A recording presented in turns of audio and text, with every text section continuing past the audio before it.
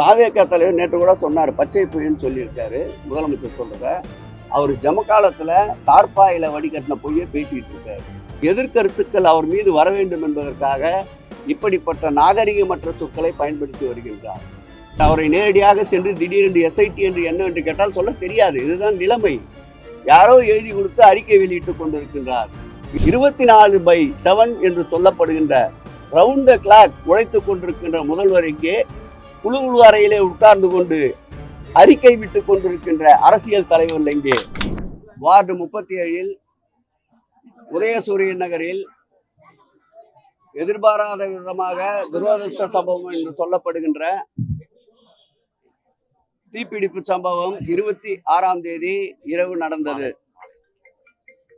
தீப்பிடிப்பு சம்பவம் கேள்விப்பட்டவுடன் அந்த பகுதியுடைய சட்டப்பேரவை உறுப்பினர் ஆர்.டி. சேகர் அவர்களும், அந்த பகுதியுடைய மாநகராட்சி மாமன்ற உறுப்பினர் டில்லிபாபு அவர்களும், அந்த வட்டத்துடைய வட்ட செயலாளர் செந்தமிழ் அவர்களும் உடனடியாக தீப்பிடிப்பு சம்பவத்தை அணைப்பதற்கும் பாதிக்கப்பட்ட மக்களை மீட்டெடுத்து பாதுகாப்பான இடத்தில் தங்க வைப்பதற்கும், தீப்பிடிப்பு சம்பவத்தில் சிறு காயம் ஏற்பட்டவரை உடனடியாக மருத்துவமனையில் அனுமதித்து தகுந்த சிகிச்சை அளிப்பதற்கும் மாண்புமிகு தமிழக முதல்வர் உத்தரவின் பேரில் துரித நடவடிக்கையை மேற்கொண்டோம்.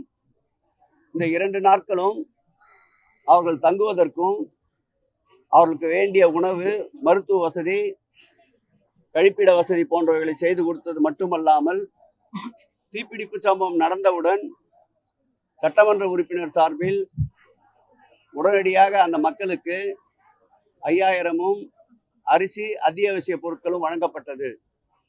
அதைத் தொடர்ந்து மாண்புமிகு முதலமைச்சர் அவர்கள் அரசின் சார்பில் வழங்கப்படுகின்ற ரூபாய் 8000 10 கிலோ அரிசி, ஒரு புடவை, ஒரு வேட்டியையும் இன்றைக்கு வழங்கியிருக்கின்றோம். அதோடு சேர்த்து அந்த 24 குடும்பங்களுக்கு திராவிட முன்னேற்ற கழகத்தின் சார்பில் 42,000 ரூபாய் உதவித்தொகையும், 26 கிலோ அரிசியும், ஒரு புடவை, ஒரு பெட்ஷீட், ஒரு லுங்கி, ஒரு இரவு போட்டுக்கொண்ட இரவு உடுப்பை இன்றைக்கு அந்த 24 குடும்பங்களுக்கும் வழங்கி இருக்கின்றோம். அந்த இடம் என்பது தமிழ்நாடு வீட்டு வசதி வாரியத்திற்கு சொந்தமான இடம். அதில் 400க்கும் மேற்பட்ட குடும்பங்கள் தற்போது குடியிருக்கின்றார்கள். அந்த 400க்கும் மேற்பட்ட குடும்பங்களை உடனடியாக மாற்று இடத்திற்கு கொண்டு சென்று அவர்களுக்கு நிரந்தரமான குடியிருப்புகள் வழங்குகின்ற அளவிற்கு போதிய குடியிருப்புகள் கைவசம் இல்லை. ஆகவே இந்த 400 குடும்பங்களுக்கு நிரந்தர வாழ்வாதாரம் ஏற்படுத்துவதற்கு நம்முடைய நாடாளுமன்ற உறுப்பினர் அன்பிற்கினிய கலாநிதி வீராசாமி அவர்களும், நம்முடைய மாநகரத்துடைய மேயர் அன்பிற்கினிய பிரியா ராஜன் அவர்களும், நம்முடைய சட்டமன்ற உறுப்பினர் ஆர்.டி. சேகர் அவர்கள் தொடர்ந்து சட்டமன்றத்திலும் வலியுறுத்தி வருகின்றார்கள். நிச்சயமாக அந்த 400 குடும்பங்களுக்கும் மாண்புமிகு தமிழக முதல்வர் அவர்கள் ஏதாவது ஒரு வகையில் அவர்களுக்கு நிரந்தர வாழ்விடத்தை ஏற்படுத்தி தருவதற்குண்டான முயற்சிகளை மேற்கொள்வார் என்ற உறுதியை இந்த நேரத்தில் தெரிவித்துக் கொள்கிறோம். தொடர்ந்து அந்த பாதிக்கப்பட்ட குடும்பங்களுக்கு பள்ளி சான்றிதழ் மற்றும் பாடப்புத்தகங்கள், அதோடு மட்டுமில்லாமல் ஒரு சிலருக்கு ரூபாய் நோட்டுகள் எரிந்திருக்கின்றது. அதேபோல் அவர்களுடைய வாழ்வாதாரத்திற்கு தேவையான, படிப்பிற்கு தேவையான அனைத்து வசதிகளையும் ஒருங்கிணைந்து திராவிட முன்னேற்ற கழகம், நாடாளுமன்றம், சட்டமன்றம், மக்கள் பிரதிநிதிகள், உள்ளாட்சி பிரதிநிதிகள் அனைவரும் ஒருங்கிணைந்து இந்த பணிகளை மேற்கொண்டு பாதிப்புக்குள்ளான அந்த மகிழ்ச்சி, அந்த மக்களுடைய இயல்பு வாழ்க்கை திரும்புகின்ற வரையில் அவர்களோடு துணை நிற்போம் என்பதை உறுதியோடு இந்த நேரத்தில் தெரிவித்துக் கொள்கிறோம். ரேஷன் அரிசி அரசு சார்பில் வழங்கப்படுகின்ற ரேஷன் அரிசி 10 கிலோ, புடவை, வேட்டி. அது தவிர்த்து கட்சியின் சார்பில் 26 கிலோ அரிசி, ஒரு புடவை, ஒரு லுங்கி, ஒரு இரவு உடுப்பு, போர்வை ஆகியவையோடு சேர்த்து 42,000 ரூபாய் கட்சியின் சார்பிலும் 8,000 ரூபாய் அரசின் சார்பிலும் வழங்கப்பட்டிருக்கின்றது. ரேஷன் அரிசி என்பது துறையின் சார்பில் வழங்கப்பட்ட, அரசின் சார்பில் வழங்கப்பட்ட அரிசி.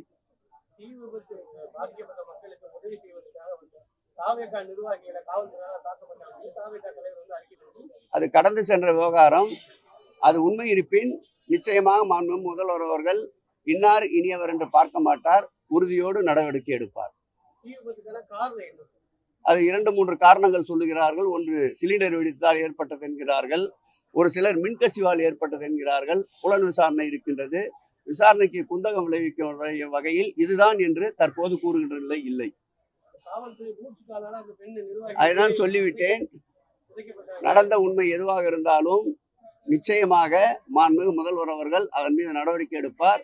காவல்துறை கொடுத்த விளக்கத்திலேயே ஒரு துணை ஆணையர் தலைமையில் விசாரணை மேற்கொள்ளப்படும் என்று அறிவித்திருக்கின்றார்கள். ஆகவே நிச்சயமாக அந்த மக்களுடைய இயல்பு வாழ்க்கைக்கு என்ன உதவி செய்ய முடியுமோ அதில் முழு கவனம் செலுத்தி வருகின்றோம். திரும்ப திரும்ப அது உள்ள போக வேணாம். 100 கேள்வி கேட்கலாம் ஒரு சப்ஜெக்டுக்கு. 4 கேள்வி கேட்டீங்க, 4 கேள்விக்கு பதில் சொல்லிட்டோம். வேற ஏதாவது ஆக்கப்பூர்வமா பேசுங்க. ஏற்கனவே அவருக்கு பச்சை பொய் எடப்பாடி என்று பெயர் சுட்டி விட்டோம். அவர் சொல்வதெல்லாம் வாயில் வந்ததை சொல்லுகிறார். என்னதான் நீதிமன்றத்துடைய உத்தரவு பிறப்பிக்கப்பட்டிருந்தாலும் அதற்கு அரசு போதிய அளவு ஒத்துழைப்பு தந்ததால் தான் இந்த தீர்ப்பு கிடைத்திருக்கும். SIT என்பது தமிழகத்துடைய கட்டுப்பாட்டிலே இருக்கின்ற காவல்துறை தான். SIT என்பது தமிழக அரசினுடைய கட்டுப்பாட்டிலே இருக்கின்ற நுண்ணறிவு பிரிவு தான். இவர்கள் தான் இந்த வழக்கை முறையாக செலுத்தி முறையாக மேற்கொண்டு அரசு வழக்கறிஞரும் தமிழ்நாடு அரசினுடைய கட்டுப்பாட்டில் இருப்பவர்கள் தான். இவர்கள் இந்த வழக்கை துரிதப்படுத்தியதால் தான் 5 ஆண்டுகள் கழித்து தீர்ப்பு பெறப்பட்ட பொள்ளாச்சி சம்பவத்தை போல் அல்லாமல் 5 மாதங்களில் தீர்ப்பை தந்து சட்டத்தின் ஆட்சி தான் தமிழகத்திலே நடக்கின்றது என்பதை நிரூபித்திருக்கின்ற முதலமைச்சரை பாராட்டுகின்ற மனமில்லை என்றாலும் இது போன்ற வசைபாடுகின்றதை தவிர்த்தால் இது போன்று மென்மேலும் நடைபெறுகின்ற குற்றச்சம்பவங்களுக்கு விரைவு நடவடிக்கை எடுக்கின்ற அதிகாரிகளுக்கு உற்சாகமாகவும் ஊக்கமாகவும் இருக்கும். பாதிக்கப்பட்ட மாணவியோட எஃப்ஐஆர் வெளியே போன காரணமே காவல்துறை தான். அந்த காவல்துறைக்கு எப்படி நீங்க பாராட்டுவீங்க?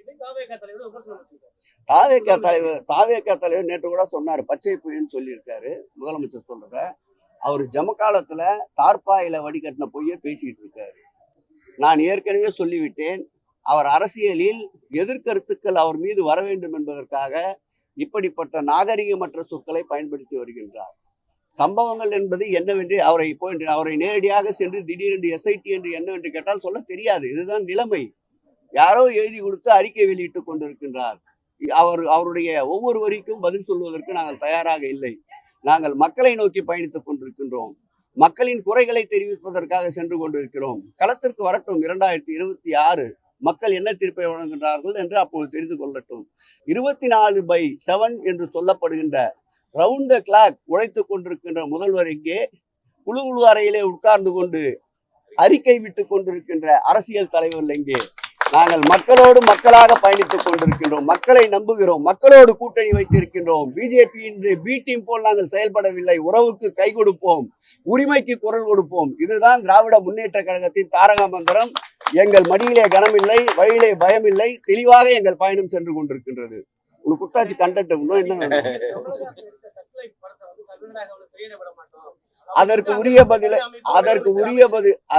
உரிய பதிலை கமலஹாசன் அவர்களும் சொல்லிவிட்டார், திருமாவளவன் அவர்களும் சொல்லிவிட்டார், பாமக தலைவர் ராமதாஸ் அவர்களும் சொல்லிவிட்டார், ஒட்டுமொத்த தமிழகமும் சொல்லிவிட்டது.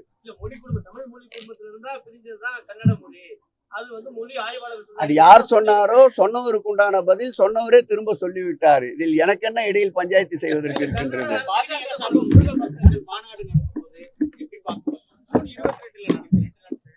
தமிழக அரசின் சார்பில் நடத்தப்பட்ட அனைத்துலக முருகர் பக்தர் மாநாடு 27 அண்டை நாடுகளிலிருந்து பங்கேற்ற மாநாடு.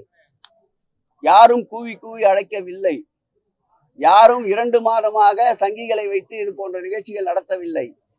பாஜக ஒருபுறம், RSS ஒருபுறம், எதை செய்தாலும் குற்றம் சொல்லுகின்ற காமடேஸ்வரர் மதம் ஜாதி என்ற விஷ விதையை தூண்டி தமிழகத்திலே கலவரத்தை உண்டாக்கலாம் என்பதோடு உட்கார்ந்து பாஜக தலைவர் பேட்டியை தருகின்றார். இந்த மாநாடுகள் என்பது அரசியலிலே மக்களிடையே மதத்தை வைத்து மக்களை பிளவுபடுத்துகின்ற சக்திகள் என்பதை முருக பக்தர்கள் தெளிவாக உணர்ந்திருக்கின்றார்கள்.